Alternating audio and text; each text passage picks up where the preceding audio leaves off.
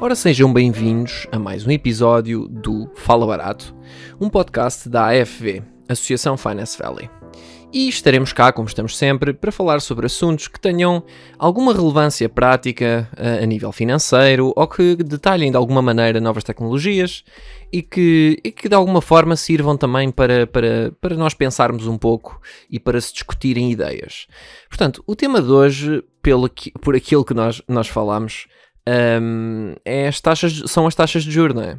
Ouvi dizer que sim. Portanto, antes de mais nada, eu fui logo ao tema. Portanto, estamos sempre aqui todas as semanas, eu, o Paulo e o senhor José. Exatamente, estaremos cá, que eu agradeço imenso estar sempre disponível para fazer o podcast. Portanto, as taxas de juros, o que é que hoje vamos só falar de taxas de juros, é isso? Em princípio, sim. Ok, então dá lá então a introdução ao tema e depois partimos daí e damos continuidade. Ora bem, nós no cotidiano já ouvimos muitas vezes falar de taxas de juro, e aquilo que se centra, o que é o juro? O que é a taxa de juro? A taxa de juro é o quanto é que custa o dinheiro. Concordas comigo, Paulo? Sim, à primeira vista sim, concordo. Pronto. E a taxa de juro pode ser daquilo que é a fonte do dinheiro. Portanto, só para esclarecer, nós estamos a falar de taxas de juro, em particular as taxas de juro aplicadas pelo Banco Central. Exatamente. Portanto, ok, pronto, para as pessoas perceberem, porque taxa de juro pode-se aplicar a muita coisa, não é? Taxa de juro, quando se fala maioritariamente de taxa de juro, é parte principalmente de quanto custa o dinheiro ou o quanto custa pedir dinheiro. Este é o termo mais genérico. Ok, pronto, não, mas para que fiz esta ressalva, porque as pessoas podem não saber exatamente a que é que nos estamos a referir. Taxas do quê? Do crédito? Do crédito do quê? Não é exatamente, do banco? Eu dei uma explicação genérica. Podemos ir ao particular de certos pontos. Podemos, por exemplo, falar da influência das taxas de juros, por exemplo, de um banco central. Podemos falar daquilo que são juros, por exemplo, juros de mora, que é atraso em pagamentos. Sim, mas portanto, há muitas taxas de juro, há muitas formas não de é taxas propriamente, de juro. O juro de mora não é propriamente uma taxa de juro, daí ser só juro de mora. O juro de mora é um juro por cima de Sim, mas não é isso que eu estou a dizer. De uma dívida. Isto não é semântica, repara, eu estou a dizer-te que tu tens taxa de juro do empréstimo que fazes ao banco, mas isso não é a mesma coisa que uma taxa de juro cobrada pelo Banco Central. Não é a mesma coisa porque aí também te somas uma coisa chamada spread, que é aquilo que... É aquilo que os bancos ganham. Sim. O indexante do banco. Exato. Pronto, isto era para esclarecer esse aspecto. Desculpa, eu não queria estar a tirar da onda, mas por favor continua. Pronto. E eu também trouxe uns números. Aliás, eu faço a ressalva à fonte. Isto está no Eco e também já foi exposto num think tank do canal Acordo do Dinheiro por um senhor chamado Carlos Albuquerque, que trouxe uns números muito interessantes. Nós, em Portugal, em 2023, liquidámos sabes quantos mil milhões de euros, Paulo, em juros? Não faço ideia. Manda um número. Não sei, para aí que é uns 5 mil milhões. Estiveste lá muito perto. 5,7 mil milhões de euros. Eu por acaso tinha ideia do número, estava a ver. Exatamente, não sabia. 5,7, portanto muito dinheiro, não é? Estamos a falar isto, são 2 TAPs e meia, não é? Não, é menos de 2 TAPs. Paulo. Menos de 2 TAPs. É 1,7 TAPs. 1,7, certo? Pois eu tinha ideia que tinham sido só 2 mil milhões. Mas certo, continua. Portanto, 1,7 TAPs, pagas em juros. 1,7 TAPs, quase 2 salas barreiro, só com comboio. Porque se for com sentido rodoviário, aí se calhar já é só uma ponte de salas barreiro. E a nível de infraestruturas, também são 6 túneis Algestra Faria. Só para terem noção. Muito interessante. Isto em taxas de juros, ok. Em juros da dívida, exatamente. Exato. Portanto, é muito significativo. É algo bastante pesado. Certo. Para o bolso dos portugueses que, na verdade, sentem-no bem forte quando lhes são cobradas... Quando lhes é, em abril, exposto ao IRS, mas todos os dias com outras taxas e taxinhas que, por exemplo, quando nós vamos atestar o depósito, ou até mesmo quando fazemos qualquer compra, como uma coisa chamada imposto sobre o valor acrescentado. Também conhecido como IVA. Exato. Que vai de forma indiscriminada e igual a todos, portanto, não há forma de fugir. Portanto, estamos sempre a pagar, portanto, não fujam. Certo, mas vamos voltar então aqui às taxas de juros. Portanto, Exato. trouxeste este tema das taxas de juros e trouxeste-nos aqui um número interessante. Queres dar continuidade? O que é que acontece? Agora com este aperto do Banco Central Europeu, com o aumento das taxas de juros, obviamente que os juros da dívida, que é algo que é ligeiramente diferente, porque, por exemplo, Portugal, até há bem pouco tempo, emitiu dívida, não foi o que a taxa de juros do Banco Central Europeu está atualmente. A taxa do Banco Central Europeu está a 3,5%, mas Portugal conseguiu juros de 3%. Vamos só aqui explicar o que é que significa emitir dívida. Emitir dívida é, tu tens uma dívida, vamos explicar isto de forma simples. Tu, Paulo, deves-me 10 euros, certo? E o que é que eu faço com tu deveres-me 10 euros? Eu pego nessa a tua dívida a mim, chego ao mercado e digo, quem é que me quer comprar isto? E aparece se calhar alguém e diz assim, eu compro-te isso por 10 euros. E eu, tá bem, tá vendido.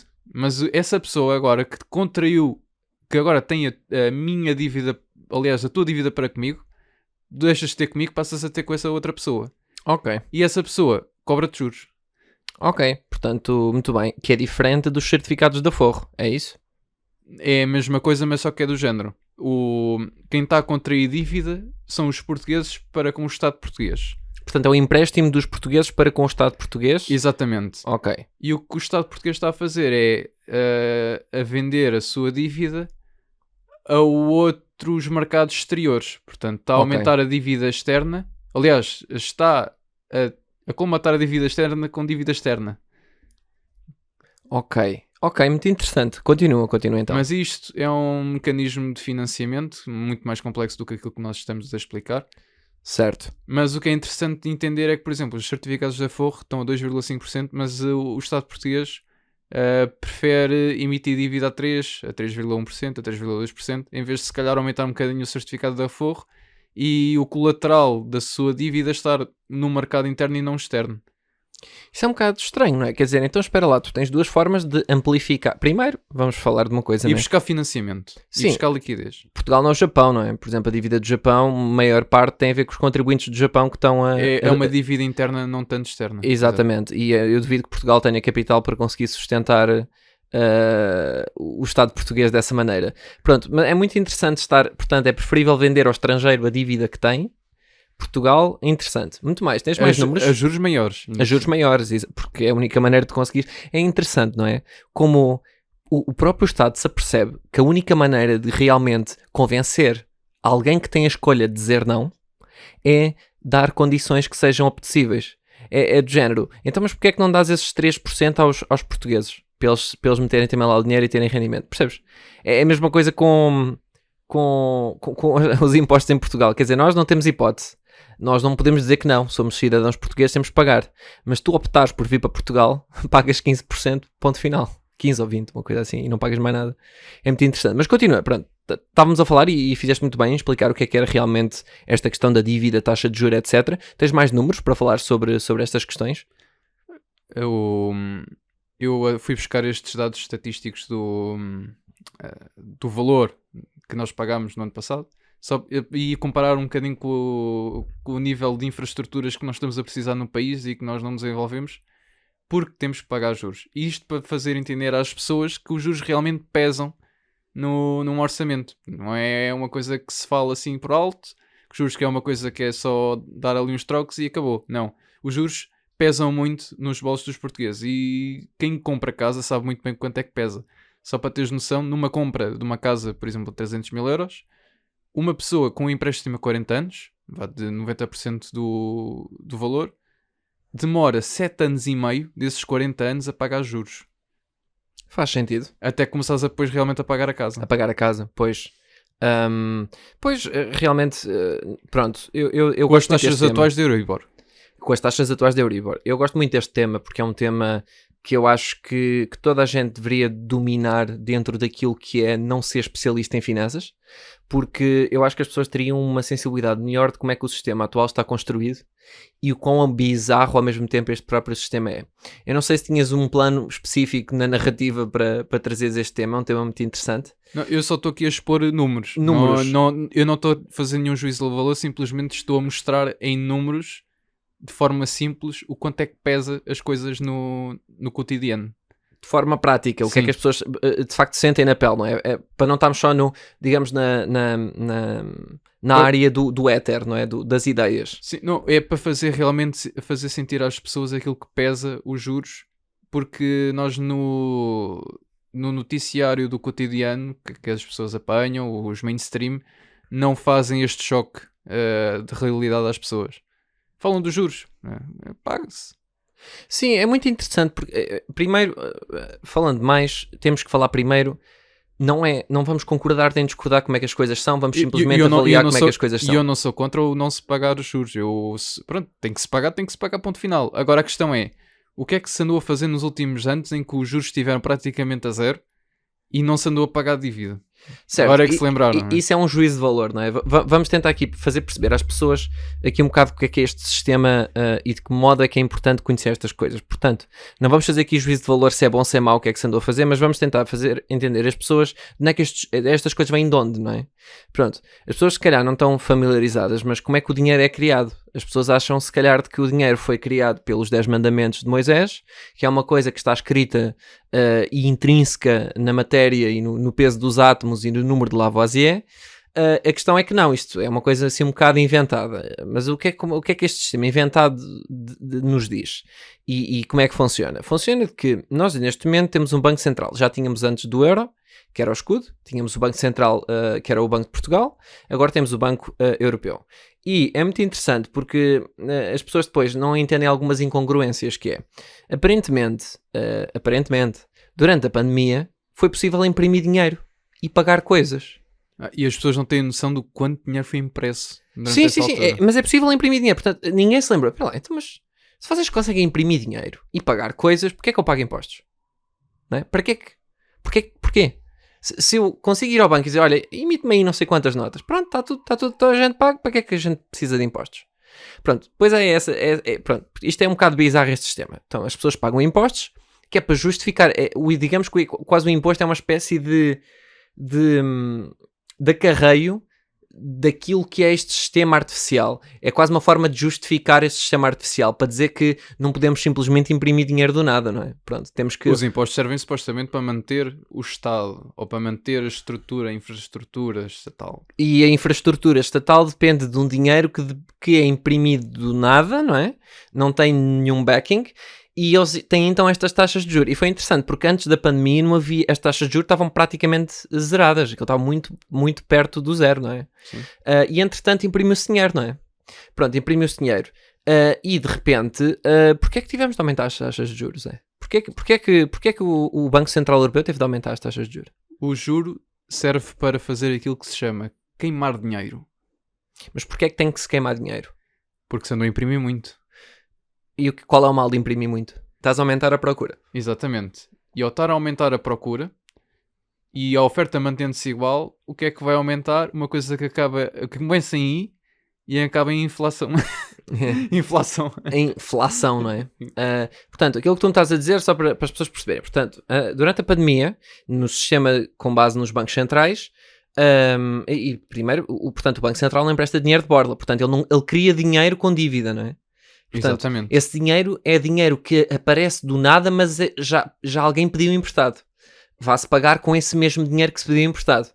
Portanto, é uma coisa interessante. Ok, então, andou-se a imprimir dinheiro e depois esse dinheiro foi dado às pessoas, é isso?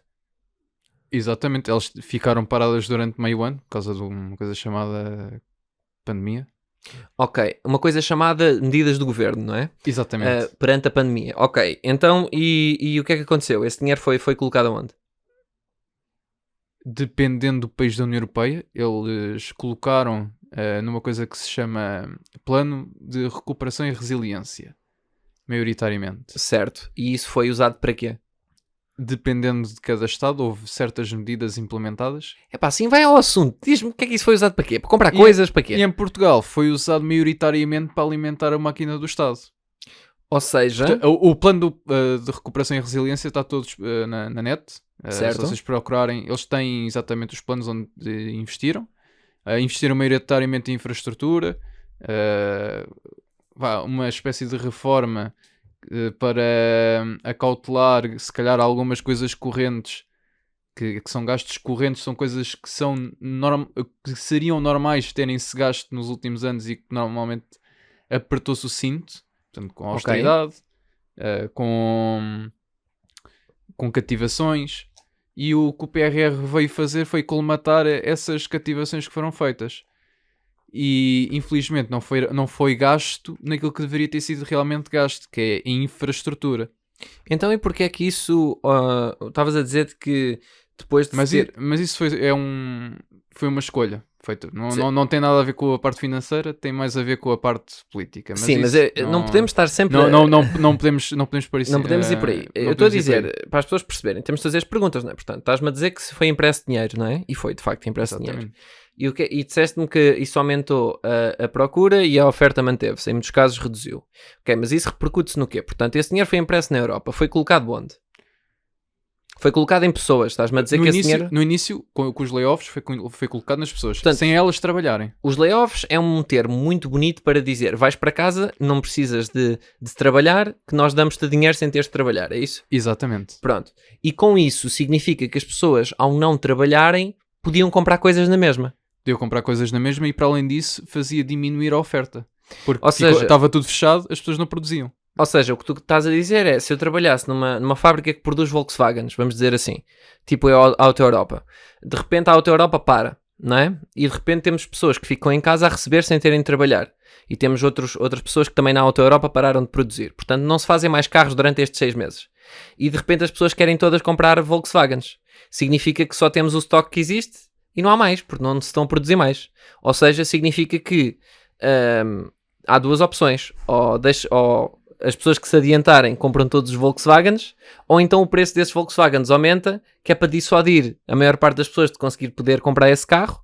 Portanto, lá está a oferta manter-se e a procura aumentar. É isso que me estás a dizer? Exatamente. Ok, pronto. Eu acho que é importante as pessoas verem isto na cabeça, o que é que isso significa. Um bom exemplo. Um bom exemplo. Ok. Então, pronto, temos isso. Temos então, agora é claro, está claro qual é o problema das pessoas não trabalharem e receberem. Não é? Penso que sim, não é? Portanto, se tu trabalhas e produzes, mesmo com este sistema que se imprime dinheiro do nada, tu estás a ser... Temos esta convenção que é o euro, não é? Portanto, percebe-se, não é? Portanto, tu produzes coisas, não é? Produzes coisas ou serviços e tens dinheiro. Ok. E então, porquê é que é preciso queimar dinheiro? Exatamente pelo facto de ter sido muito fácil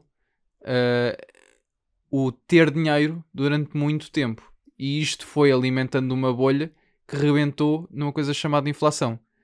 E a inflação disparou para níveis que nos standards nunca deviam ter saído acima de 1,5%. Porque saindo acima de 1,5% significa que está descontrolado. E já está descontrolado desde finais de 2021 e inícios de 2022, quando superou os 1,5%. E desde aí que tem andado galopantemente a aumentar e não temos conseguido diminuir de acordo com aquilo que era expectável. Ok, portanto... E a medida de atenuação dessa inflação tem sido o aumento das taxas de juros, que é o Banco Central Europeu torna caro o uso do dinheiro. E o que é que isto significa? Que tu, por cada 100 euros que peças emprestado, tens de devolver 100 mais um X% em juro.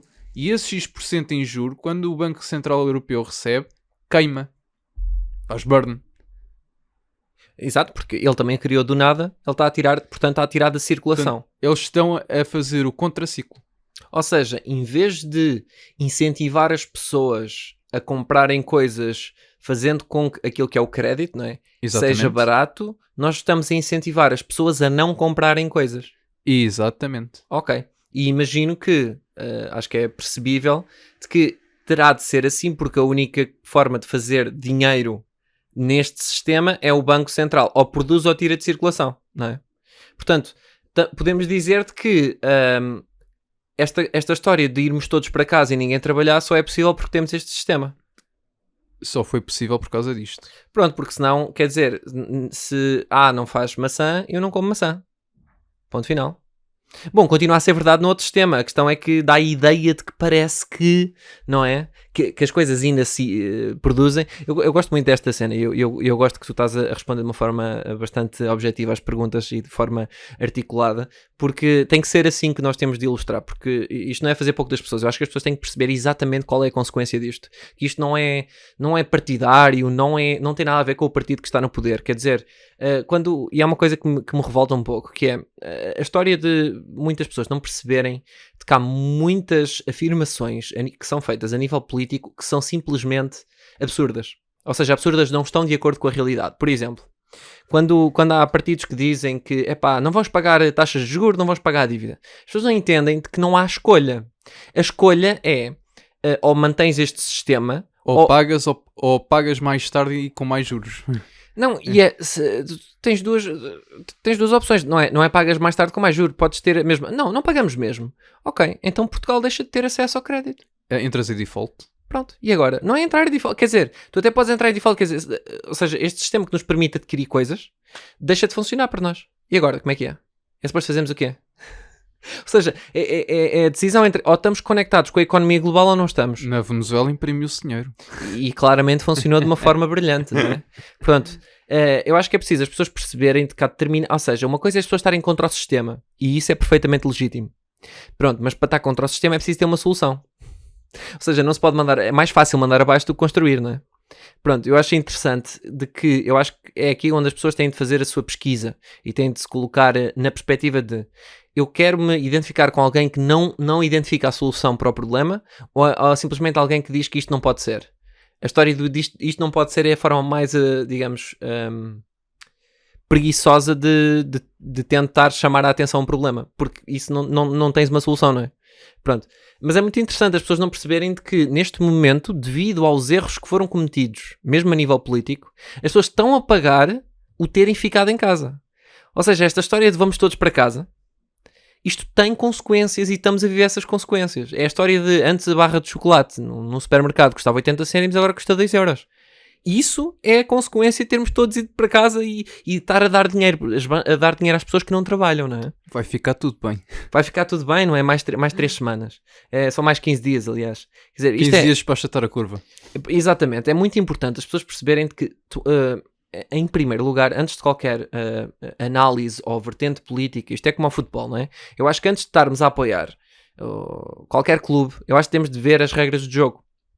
Não faz sentido estarmos a apoiar um clube ou a ver um jogo se nós não sabemos as regras do jogo. Quer dizer, vamos dizer, posso ser do Sporting de Braga e sempre que vejo o símbolo do Sporting de Braga que está a jogar, eu não sei o que é que está a acontecer, mas sei que de vez em quando as pessoas gritam que é golo, certo? E quando eles perdem, eu digo que é injusto porque eles não tinham nada que perder, que é a minha equipa. Isso não faz sentido. Porque se eu perceber como é que o jogo funciona, se calhar o Sporting não jogou tão bem. Se calhar o Sporting cometeu alguma falta. E eu só tenho esta sensibilidade de perceber as regras do jogo. Porque se não as perceber, não faz sentido nenhum estar a fazer um juízo de valor sobre se o jogo foi bom, se foi justo, se não é justo. O jogo é assim.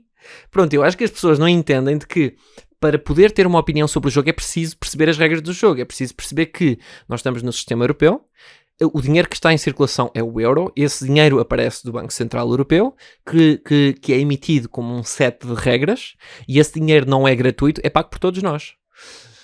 E eu gostaria que as pessoas pensassem sobre isto, porque não é aquela ideia a tal história de que o dinheiro tem um valor intrínseco. O valor que tem é o que, não sei quem é o presidente do Banco Central Europeu. É Christine Lagarde. A Lagarde, portanto, a Lagardère, como foi a imprimir dinheiro durante o Covid, eu acho que é isso, quer dizer, ela, portanto, diz que sim, e nós dizemos também que sim, e que tem valor, e que 1 euro é 1 euro, não é? Pronto, pois, aparentemente 1 euro não é 1 euro, porque há 1 euro há 10 anos era uma coisa, 1 euro hoje é outra, não é? Portanto, lá está, as pessoas precisam de pensar sobre isto, precisam de perceber se realmente é isto que querem. É um banco a ditar, essencialmente, e dar carta verde muitas vezes aos governos a fazerem o que querem. Pois este é o problema, é que muitas vezes estes bancos não são independentes, que é uma coisa muito interessante que, não sei se estavas a par, José, mas durante a pandemia, aparentemente o Banco Central Europeu, nem sequer fez pareceres sobre o problema de imprimir demasiado dinheiro, simplesmente imprimiu, porque era preciso, e os governos dizem que sim, então o banco imprime. Portanto, isto é, quando é preciso, eles fazem junto do banco, imprimem mais umas cenas para a gente... A gente tapa as regras durante um bocadinho, fechamos os olhos e dizemos assim, vá, imprimo. Exatamente, quer dizer, isto é do género, isto é quase uma espécie de carta verde para fazeres o que te apetecer, porque tens sempre o Banco Central que vai estar lá para poder cobrir a tua incompetência de gestão de recursos, porque isto é uma gestão de recursos, não é? Quer dizer, como é que se justifica? Supostamente temos um Banco Central que é suposto ser independente, não é? Porque é suposto não ser apartidário, não ter pátria, coisas desse género, e ao mesmo tempo, quer dizer, então se não houvesse o Banco Central Europeu, como é que era? Haveria bancos centrais em cada zona da União Europeia, portanto, cada moeda... Não, estou a partir do princípio. Se Portugal neste momento não tivesse um Banco Central, vamos admitir que... Ok, já estou a perceber. Achas que era possível mandar toda a gente para casa? Aí, meu caro, não fazes milagres. Não, eu vou dizer sincero, eu acho que seria possível. Só que a questão é a consequência disso. Eu acho que as consequências seriam muito semelhantes, porque é sempre uma questão de gestão de recursos. Mas, ao mesmo tempo, as pessoas sentiriam muito mais na pele, porque... Sentiriam muito mais imediatamente. É nesse sentido. Ou seja, não seria este processo gradual de... Portanto, não terias dinheiro para ficar em casa, tu simplesmente passarias à fome como aos chineses. Exatamente.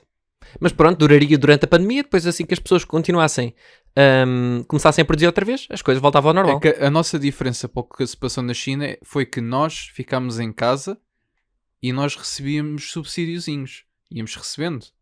Ou então estávamos em teletrabalho. Na China, eles não recebiam nada e ficavam trancados em casa porque as autoridades estavam lá fora a ver se alguém saía para a rua. Certo, mas ao mesmo tempo, durante a pandemia as coisas não pararam totalmente, não é? Claro, Portanto, claro. Mas lá está, as coisas aumentaram de preço porque abrandaram brutalmente. Significa que os meus cereais de pequeno almoço, em vez de se produzirem 100 toneladas, produziram-se 30. E sim, nós não passámos à fome, mas as coisas ficaram muito mais caras. Eu acho que isso iria acontecer, quer seja assim ou não, mas eu acho que a diferença é que nós não teríamos de pagar pela incompetência daqueles que tomaram essa decisão.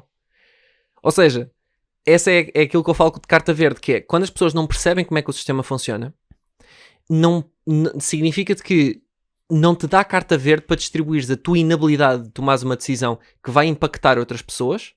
Se tu tomares uma decisão, tomas por ti e não impactas os outros. E é isto que eu quero que as pessoas percebam. Que ninguém sabe melhor aquilo que vocês precisam do que vós próprios. Nunca vão ter alguém que possam confiar mais do que em vós próprios. Eu acho que é isso que nós estamos cá para fazer. É um bocado colocar as pessoas a pensar para dizerem assim. Esta pessoa, Y, X, fulano, cicrano, não interessa, diz que é preciso fazer isto para resolver o problema, aquilo, outro. Se calhar é preciso cada pessoa pensar por si. Perceber que estão numa comunidade, perceber quais são as suas necessidades, tentar resolver as suas necessidades, tentar depois perceber como é que resolvendo as suas necessidades conseguem usar a comunidade ou quer que seja. Portanto, ser uma espécie de peer-to-peer, aquilo que nós estamos constantemente a advogar, pelo menos no nosso objeto social, a ideia de que nós temos que estar com as ferramentas, estar informados, o melhor possível, ter pensamento crítico e tentar sempre zelar pelos nossos próprios interesses. Não se trata daquela história, depois entram em politiquices, que é o individualismo e não sei o quê e tal e tal. Pronto, isso tudo são filosofias. Trata-se de simplesmente sermos pessoas que lutam pelos seus próprios interesses. Eu acho que não tem mal nenhum nisso. O que é que achas, José? Claro. Ou achas... Subscrevo. Subscreves. Tens assim mais alguma nota? Porque eu acho que é um tema super interessante, um tema muito profundo, porque a partir das taxas de juros podemos inferir muitas... aliás, primeiro perceber logo como é que isto funciona.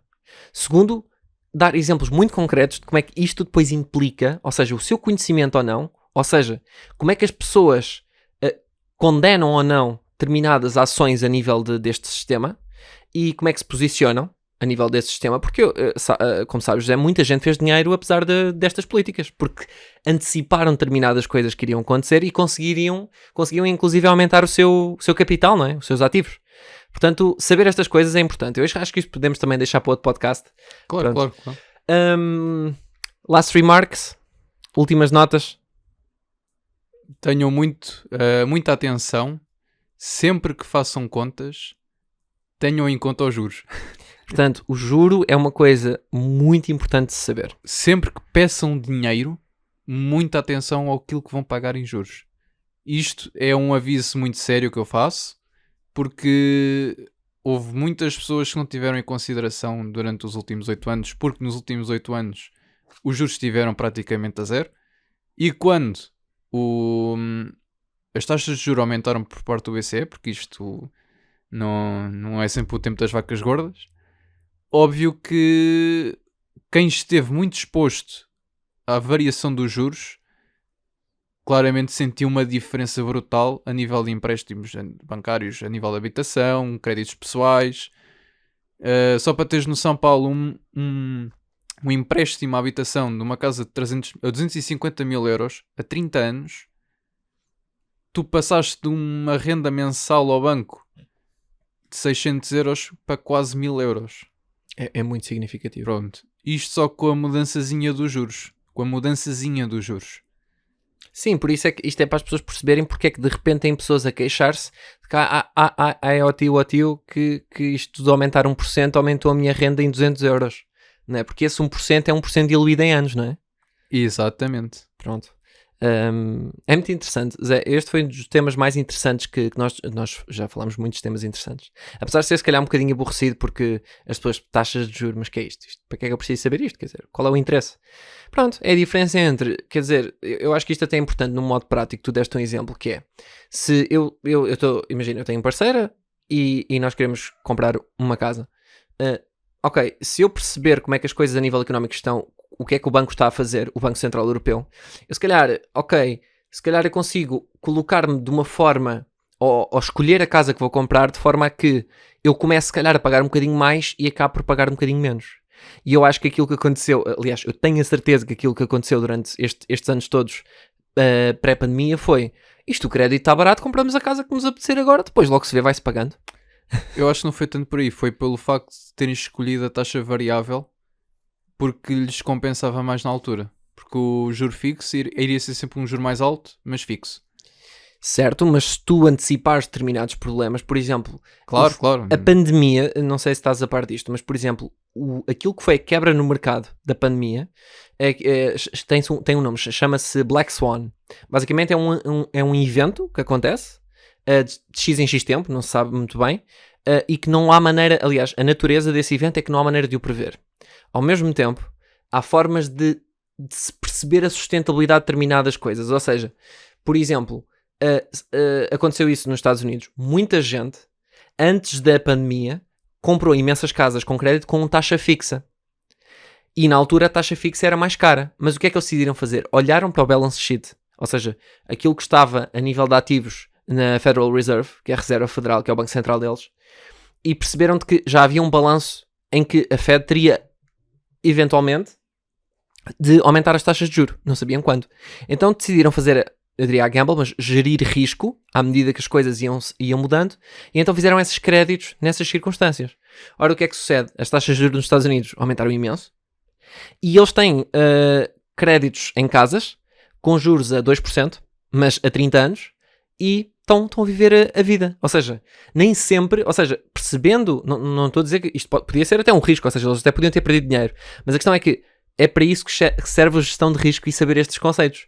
Que é, tu até podes ir por aquilo que na altura não parece mais favorável para te favorecer num espaço de tempo maior, não é? Porque se eu soubesse que isso iria acontecer, eu comprava uma casa em 2019 com uma taxa de juros fixa há não sei quantos anos, ok, é mais caro, ok, passados 5 anos, como é que estamos? Está tudo bem, eu estou na boa, a minha taxa de juros está igual, aliás, a minha mensalidade está igual, e a tua? A minha aumentou 500 euros, pois, olha que giro. Estás a perceber? E o que é mais grave é que os próprios banqueiros não têm também muita noção disso. Não. E eles analisam sempre o momento e falta um bocadinho mais de forecast e se calhar alguma noção sempre que e de informar, sobretudo de saber informar o cliente, porque acima de tudo é uma responsabilidade não só para o cliente que vai contrair a dívida, como também para o banco que vai emprestar dinheiro, não é? Exatamente, essa gestão do crédito, não é? É que não sei, as pessoas falam, isto os bancos, não sei o quê. Pois, os bancos não têm dinheiro infinito. na verdade, isso é discutível, mas sim, é verdade. Também temos imenso esse problema de termos banqueiros que não sabem gerir o risco do seu próprio capital, pois é preciso o Estado andar-lhes a emprestar dinheiro, que eu acho que é uma coisa ridícula, mas pronto. Isso acho que é tema para outro dia. Sim. É tema para outro dia. Se Muito calhar bem. poderíamos falar, por exemplo, de um tema do que se passou em 2008 num outro podcast. Eu acho que sim, eu acho que seria muito interessante porque dá para tirar muitas ilações interessantes e pronto. É isso, está bem, olha, Zé, o que é que me dizes em fazermos aqui um wrap-up, fazermos aqui o apanhado, aliás, já fizemos o apanhado, fazermos aqui o encerramento deste episódio? Para mim, damos como fechado. Muito bem, olha, eu quero agradecer a toda a gente por nos ter ouvido, os que nos ouviram. Por favor, partilhem, sigam-nos nas nossas redes sociais. Estaremos sempre aqui para tentar falar sobre assuntos desta natureza que tenham o mínimo de interesse e que sejam interessantes, passa a redundância. E é isso, portanto, novamente, este é o Fala Barato, um podcast da Associação Finance Valley, e estaremos cá sempre, não percam o próximo episódio. Até à próxima. Até à próxima, fiquem bem.